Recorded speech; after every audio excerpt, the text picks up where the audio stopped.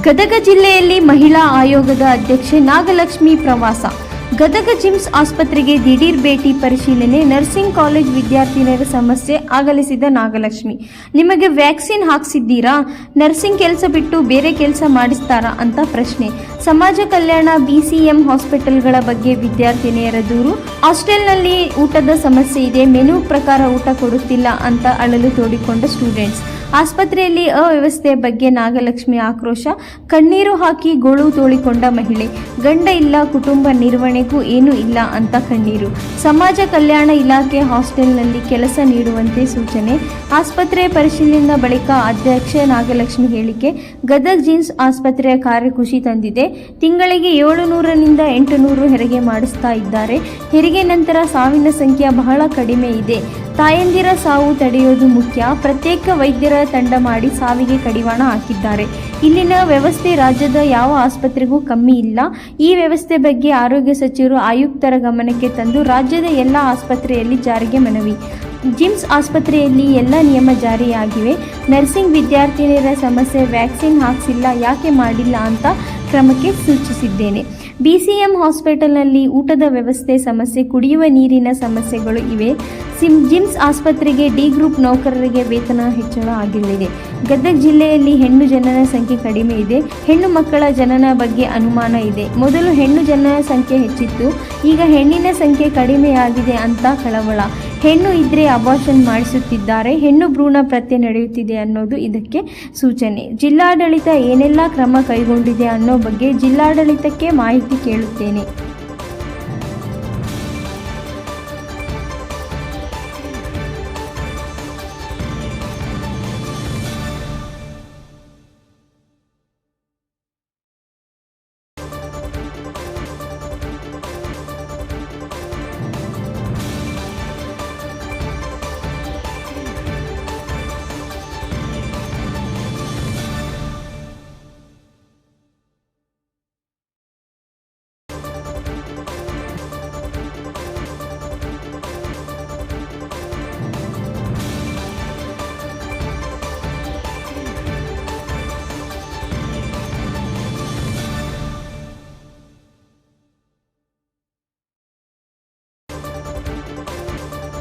ಇವತ್ತು ನಾನು ಗದಗ್ನ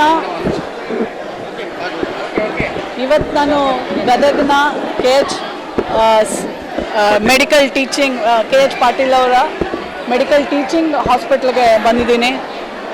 ನನಗೆ ಭಾಳಷ್ಟು ಸಂತೋಷ ತಂದಿದೆ. ಒಂದು ತಿಂಗಳಿಗೆ 700ರಿಂದ 800 ಡೆಲಿವರಿ ಮಾಡ್ತಾರೆ. ಮೆಟರ್ನಲ್ ಡೆತ್ಸ್ ಅಬ್ಸಲ್ಯೂಟ್ಲಿ ಕಡಿಮೆ ಇದೆ. ಎಷ್ಟು ಒಂದು 3 ಇಯರ್ಸ್ಗೆ ನೀವು ಒಂದು ಇದಕ್ಕೆ ಎಷ್ಟು ಸಾವಾಗಿರ್ಬೋದು? ಇಲ್ಲಿ 4-5 ಆಗಿದೆ. ಮೆಟರ್ನಲ್ ಡೆತ್ಸು ಭಾಳ ಕಡಿಮೆ ಇದ್ದಾವೆ. ಲಾಸ್ಟ್ 3 ವರ್ಷದಲ್ಲಿ ತಾಯಂದಿರ ಸಾವು 3 ಅಥವಾ 4 ಸಂಖ್ಯೆ ಮಾತ್ರ. ಅದು ಹೇಗಂತಂದರೆ ಎಲ್ಲ PHCಗಳು ತಾಲೂಕು ಆಸ್ಪತ್ರೆಯಿಂದ ಸೀರಿಯಸ್ ಇರೋನ ಇಲ್ಲಿಗೆ ರೆಫರ್ ಮಾಡ್ತಾರೆ. ಬಟ್ ನಾನಿಲ್ಲಿ ನಮ್ಮ KH ಪಾಟೀಲ್ ಈ ಒಂದು ಮೆಡಿಕಲ್ ಟೀಚಿಂಗ್ ಇನ್ಸ್ಟಿಟ್ಯೂಟಲ್ಲಿ ನೋಡಿದ್ದೇನಂತಂದರೆ ತಾಯಂದಿರ ಸಾವನ್ನು ತಡೆಯೋದೇ ಭಾಳ ಮುಖ್ಯ. ಎಸ್ಪೆಷಲಿ ತಾಯಂದಿರ ಸಾಯೋದೇನಂತಂದರೆ BP ಇರ್ತದೆ, ಹೆಮರೋಜ್ ಆಗ್ತದೆ. BP ಜಾಸ್ತಿ ಆದಾಗ ಕನ್ವಲ್ಷನ್ಸ್ ಆಗ್ತವೆ, ಪಿಡ್ಸ್ ಬರ್ತವೆ. ಅದಕ್ಕೋಸ್ಕರನೇ ಅವರು ಒಂದು ಪ್ರತ್ಯೇಕವಾದಂಥ ಒಂದು ಟೀಮ್ನ ಇದು ಮಾಡಿದ್ದಾರೆ ಅಲ್ಲಿ.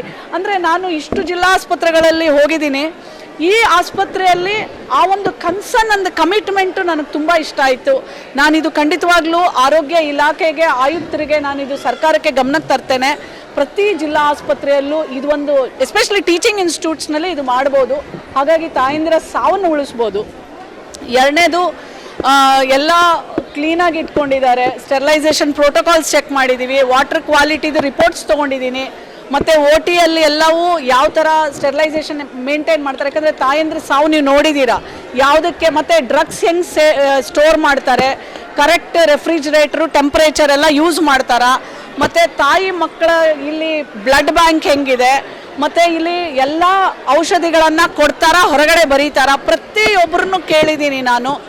ಇಡೀ ಆಸ್ಪತ್ರೆಯಲ್ಲಿ ಎಲ್ಲೂ ಹೊರಗಡೆ ಬರ್ಕೊಡಲ್ಲ ಅಂತ ಹೇಳಿದ್ದಾರೆ. ಒಂದೇ ಒಂದು ನಾನು ನೋಡಿದ್ದೇನಂತಂದರೆ ನಮ್ಮ ಈ ನರ್ಸಿಂಗ್ ಸ್ಟೂಡೆಂಟ್ಸ್ ಇದಾವಲ್ಲ, ಇವರು ಮಕ್ಕಳು ಕ್ಲಿನಿಕಲ್ ಎಂಟ್ರ್ ಆಗಕ್ಕೆ ಮುಂಚೆ ಅವ್ರಿಗೆ ನಾವು ಹೆಪಟೈಟಿಸ್ ವ್ಯಾಕ್ಸಿನೇಷನ್ ಹಾಕ್ಸ್ಬೇಕು. ಅಷ್ಟೂ ಜನ ಮಕ್ಕಳು ನನಗೆ ಹೇಳಿದ್ದೇನೆಂದರೆ ವ್ಯಾಕ್ಸಿನ್ ಮಾಡಿಸಿಲ್ಲ ಅವರಿಗೆ. ಇದು ಆ ಮಕ್ಕಳು ಇದೇ ಒಂದು ಸಂಸ್ಥೆ ಅಡಿ ಬರೋದ್ರಿಂದ ಯಾಕೆ ಮಾಡಿಲ್ಲ, ಅವ್ರ ಮೇಲೆ ಕ್ರಮ ತಗೋಬೇಕು ಮತ್ತು ಇಮಿಡಿಯೇಟ್ಲಿ ಆ ನರ್ಸಿಂಗ್ ಎಲ್ಲ ಮಕ್ಕಳಿಗೂ ವ್ಯಾಕ್ಸಿನೇಟ್ ಆಗಬೇಕು ಅಂತ ನಾನು ಅವರ ಗಮನಕ್ಕೆ ತಂದಿದ್ದೀನಿ. ನಾಳೆ ಜಿಲ್ಲಾಡಳಿತದಲ್ಲಿ ನಾನು ಇದನ್ನು ಮೀಟಿಂಗಿಗೆ ತಗೊಳ್ತೇನೆ. ಮತ್ತು ಇನ್ನೊಂದು ಏನು ಹೇಳಿದ್ರಿ ಸರ್, ಇನ್ನೊಂದೇನೋ ಒಂದು ಮಾಡಬೇಕಂತಂದ್ವಲ್ಲ ನಾವು. ಹಾಂ, ನಮ್ಮ BCM ಹಾಸ್ಟೆಲಿಂದ ಬರುವಂಥ ಮಕ್ಕಳು, ನಮ್ಮ BCM ಹಾಸ್ಟೆಲ್ನಲ್ಲಿ ಮೆನು ಪ್ರಕಾರ ಊಟ ಮಾಡೋದಿಲ್ಲ, ಮಕ್ಕಳಿಗೆ ಊಟದ ಭಾಳ ತೊಂದರೆ ಆಗ್ತಾ ಇದೆ. ಮತ್ತು ಸ್ನಾನಕ್ಕೆ, ಬಟ್ಟೆ ಒಗಿಲಿಕ್ಕೆ ಅವಕ್ಕೆಲ್ಲ ನೀರಿನ ಸಮಸ್ಯೆ ಇದೆ ಅಂತ ಹೇಳಿದ್ದಾರೆ. BCM DD ಅವ್ರಿಗೂ ಕರೆದಿದ್ದೀನಿ. ನಾಳೆ ಜಿಲ್ಲಾಡಳಿತ ಅಧಿಕಾರಿ ರಿವ್ಯೂ ಮೀಟಿಂಗ್ನಲ್ಲಿ DDಗಳು ಯಾವ ಥರ ಜವಾಬ್ದಾರಿ ತಗೊಳ್ತಾರೆ, minority, SC ST OBC general hostels ಹೆಂಗೆ ನಡೀತಾ ಇದ್ದಾವೆ, ಊಟ ಏನು. ನಿನ್ನೆ ನಡೆದಂಥ ರಾಯಚೂರು ಲಿಂಗ್ಸೂರಲ್ಲಿ ಮುರಾರ್ಜಿ ದೇಸಾಯಿ ಶಾಲೆಯ ಮಕ್ಕಳು 32 ಮಕ್ಕಳು ಫುಡ್ ಪಾಯ್ಸನಿಂಗ್ ಆಗಿ ಅಡ್ಮಿಟ್ ಆಗಿದ್ದಾವೆ. ಆ ಥರ ಆಗೋದಕ್ಕೆ ಮುಂಚೆ ಮುನ್ನೆಚ್ಚರಿಕೆ ಇಲ್ಲಿ ವಹಿಸಬೇಕು ಅಂತಲೂ ಸಹ ನಾಳೆ ನಾನು DC ಆಫೀಸ್ನಲ್ಲಿ ಕಡಾಖಂಡಿತವಾಗಿ ವಾರ್ನಿಂಗ್ ಮಾಡ್ತೀವಿ. ಹಾಂ, ಹೌದಾ, ಆಯಿತು. ಅದನ್ನು ಏನಿದೆ D ಗ್ರೂಪ್ ಅದಕ್ಕೆ ಕೊಡಕ್ಕೆ ಹೇಳಿ. ಆಮೇಲೆ ವೇಜಸ್ಸು ನಮ್ಮ D ಗ್ರೂಪ್ದು ಎಲ್ಲ ನಾನು ಚೆಕ್ ಮಾಡಿಸ್ತಾ ಇದ್ದೇನೆ. ಸೊ ಎಲ್ಲರಿಗೂ ಕರೆಕ್ಟಾಗಿ ಸಂಬಳ ಮಾಡ್ತಾ ಇದ್ದಾರೆ. ಮತ್ತು ಈಗ ರಿವೈಸ್ಡ್ ಮಿನಿಮಮ್ ವೇಜಸ್ ಬಂದಿದೆ ಸರ್ಕಾರದ್ದು, ಅದು ನೆಕ್ಸ್ಟಿಂದ D ಗ್ರೂಪ್ ಅವ್ರಿಗೆ ಅದೇ ಥರ ಬರುತ್ತೆ, ಹೆಚ್ಚಿಗೆ ಆಗಿ ಸಂಬಳ ಬರುತ್ತೆ. ಈಗ ಮಾಡ್ತಾ ಇದ್ದಾರೆ ಎಲ್ಲವೂ. ಮತ್ತು ಆರೋಗ್ಯ ಇಲಾಖೆಯಿಂದ ಕೇಳಿದ್ದೀವಿ, ಅದೆಲ್ಲ ಬರ್ತಾ ಇದೆ. ಮತ್ತು ಇಲ್ಲಿನೂ ಅಷ್ಟೇ ನೋಡಿ, ನಾನು ನಮ್ಮ ಡಾಕ್ಟ್ರ್ ಅವ್ರಿಗೆ ಕೇಳಿದೆ, ಹೆಣ್ಣು ಮತ್ತು ಗಂಡು ಮಗು ಒಂದು ತಿಂಗಳಲ್ಲಿ 700ರಿಂದ 800 ಹೆರಿಗೆ ಆಗುತ್ತೆ ಅಂದರೆ ಇವ್ರಿಗೆ ಚೆನ್ನಾಗಿ ಗೊತ್ತಿರುತ್ತೆ. ಇಲ್ಲೂ ಸಹ ಹೆಣ್ಣು ಮಕ್ಕಳ, ನನ್ನೆನೆ ಬಾಗಲಕೋಟೆಗೆ ಹೋಗಿದ್ದೆ, ಅಲ್ಲೂ ಸಹ ಗಂಡು ಮಕ್ಕಳದು ಸಂಖ್ಯೆನೇ ಜಾಸ್ತಿ ಇದೆ ಡೆಲಿವರಿಯಲ್ಲಿ, ಹೆಣ್ಮಕ್ಳು ಕಡಿಮೆ. ಇಲ್ಲೂ ಅಷ್ಟೇ ಗಂಡು ಮಕ್ಕಳು ಜಾಸ್ತಿ, ಹೆಣ್ಮಕ್ಳು ಕಡಿಮೆ. ಆದರೆ ಪ್ರಕೃತಿ ನಿಯಮವಾಗಿ ಮೊದಲಿಗೆ ನಾವೆಲ್ಲ ಹುಟ್ಟಿದಾಗ ನಾವು ಜಾಸ್ತಿ, ನಾವು ಯಾವಾಗಲೂ ಜಾಸ್ತಿನೇ ಇದ್ದೀವಿ, ಅವ್ರು ಕಡಿಮೆ. ಇದು ಎಲ್ಲೋ ಇದೆಲ್ಲ ಇಂಡಿಕೇಶನ್ ಏನಂತಂದರೆ, ಒಳಗಡೆ ಗುಟ್ಟಾಗಿ ಎಲ್ಲೋ ಒಂದೊಂದು ಕಡೆ ಮಗು ಹೆಣ್ಣೋ ಗಂಡೋ ಅಂತ ತೋರಿಸ್ಕೊಂಡು ಹೆಣ್ಣು ಮಕ್ಕಳನ್ನ ಅಬಾರ್ಟ್ ಮಾಡಿಸ್ತಾ ಇದ್ದಾರೆ, ಹೆಣ್ಣು ಭ್ರೂಣ ಹತ್ಯೆ ನಡೀತಾ ಇದೆ ಅನ್ನೋದೇ ಇದೆಲ್ಲ ಒಂದು ಇಂಡಿಕೇಶನ್. ಸೊ ನಾನು ಇದ್ರ ಬಗ್ಗೆ ಏನೆಲ್ಲ ಜಿಲ್ಲಾಡಳಿತ ಕ್ರಮ ತಗೊಂಡಿದೆ ಅಂತ ನಾಳೆ ನಾನು ರಿವ್ಯೂನಲ್ಲಿ ಎಲ್ಲ ವರದಿಗಳನ್ನು ಇಸ್ಕೊಳ್ತೇನೆ.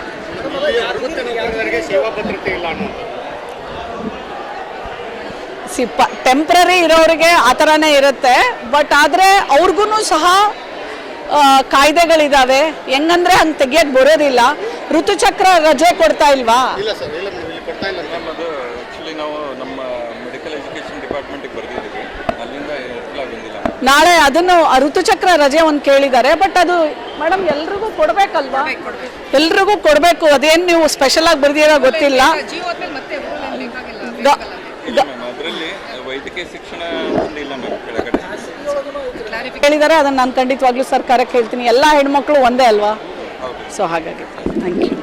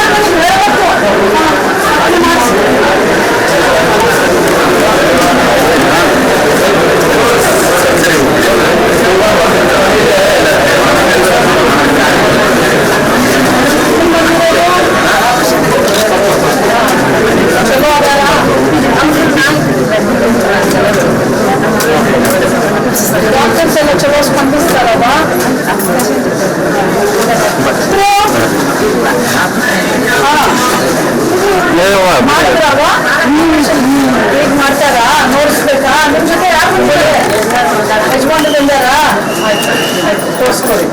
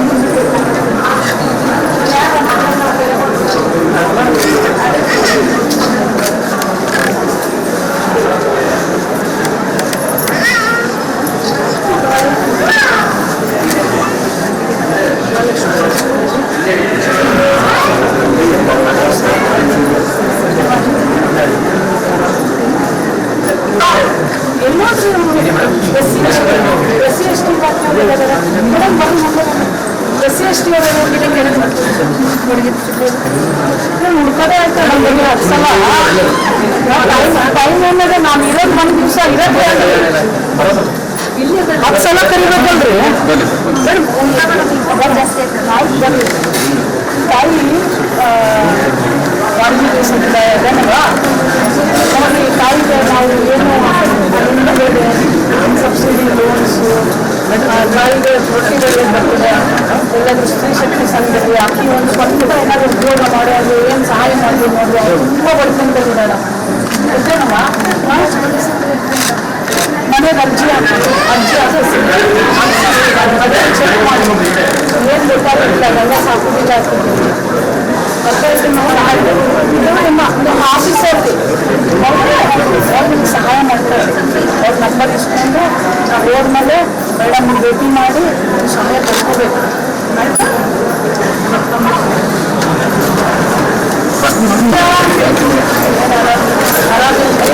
ತೋರಿಸ್ಕೊಂಡಿದೆ ಚಲೋ ನೋಡೋಣ ಡಾಕ್ಟ್ರೆ ಚಲೋ ನೋಡ್ತಾರೆ ಹಾಂ ಚಲೋ ನೋಡಾಕತ್ತಾರೆ ಹಾಂ ಇದು ಮಾತ್ರೆಗಳೆಲ್ಲ ಇಲ್ಲೇ ಕೊಡ್ತಾರ ಹೊರಗೆ ಬಂದಿದ್ದಾರ ಮಾತ್ರೆ ಇಲ್ಲೇ ಕೊಡ್ತಾರೆ ಆಯ್ತು ಆಯ್ತು ನಾಷ್ಟ ಮಾಡಿದ್ರಿ ರಾತ್ರಿ ಬೆಳಿಗ್ಗೆ ಬೆಳಿಗ್ಗೆ ಹೋಗ್ರಿ ನಾಷ್ಟ